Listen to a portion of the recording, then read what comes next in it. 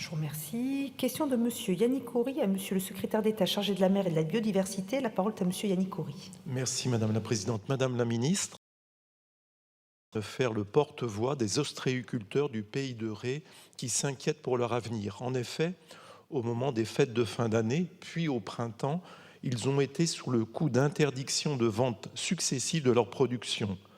Ces fermetures répétées de 28 jours des zones conchylicoles, non seulement dans ma circonscription, mais aussi en Vendée, en Bretagne, en Normandie ou sur le bassin d'Arcachon, sont le résultat de contamination par un norovirus consécutive aux pluies abondantes et à la saturation des stations d'épuration.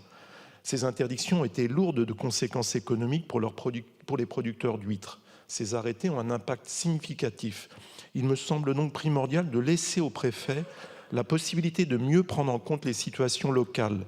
Force est de constater que cette situation a aussi suscité une méfiance de la part des consommateurs qui ont moins acheté d'huîtres, même lorsqu'elles répondaient aux bonnes normes sanitaires. Le gouvernement s'est engagé sur un principe clair que je salue. Les ostréiculteurs n'ont pas à payer l'addition de la mauvaise qualité des eaux. Mais encore faut-il le traduire concrètement. Quelles mesures peuvent-elles être prises pour moderniser les réseaux d'assainissement et les stations d'épuration afin que cette situation ne se reproduise pas ou de manière la plus contenue possible? Est-il envisageable de prévoir des financements permettant la construction de bassins équipés spécifiquement pour mettre à l'abri les coquillages? Aussi, Madame la Ministre, ma question est simple.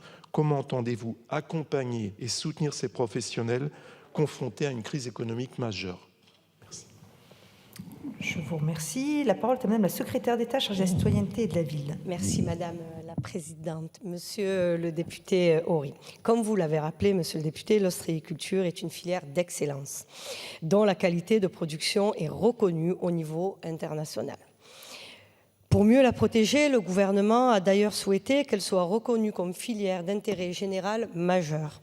À l'article 1er du projet de loi d'orientation agricole, sur lequel votre Assemblée se prononcera par un vote solennel cet après-midi, vous l'avez dit, la filière a subi une crise majeure cet hiver en pleine fête de fin d'année.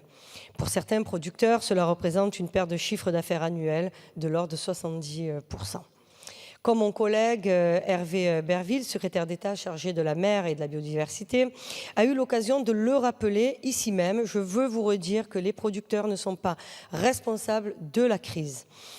Ils en sont les victimes et n'ont pas à en payer l'addition, et c'est une évidence, mais ça va toujours mieux en le précisant.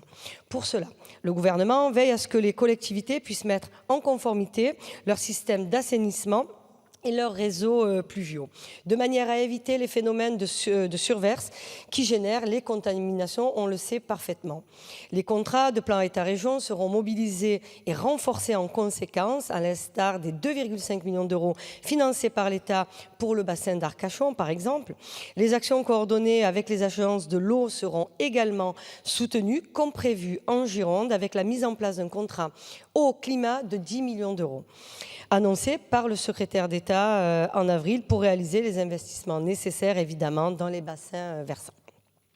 Enfin, conformément aux missions qui lui sont dévolues en matière de police de l'eau, l'État veille à la conformité des systèmes d'assainissement et s'assure ainsi que les collectivités exercent leur pleine et entière responsabilité en la matière.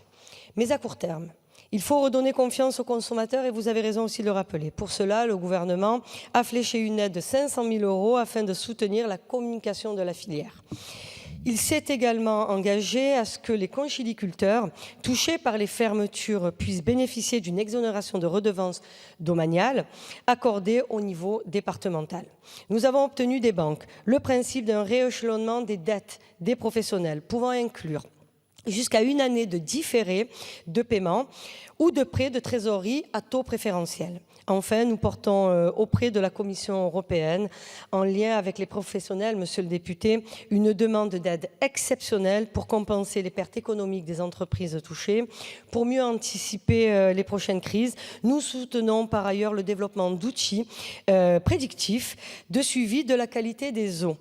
comme le projet Copernic porté par l'Ifremer et le CNRS. Vous le voyez, monsieur le député, le gouvernement entend donner tous les moyens possibles à la filière conchilicole pour qu'elle puisse traverser cette conjoncture difficile qui, nous l'espérons, n'est que passagère. Je vous remercie. Je vous remercie. Monsieur Horry, allez-y.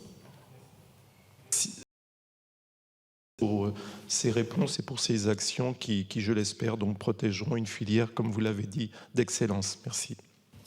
Je vous remercie. Question de Madame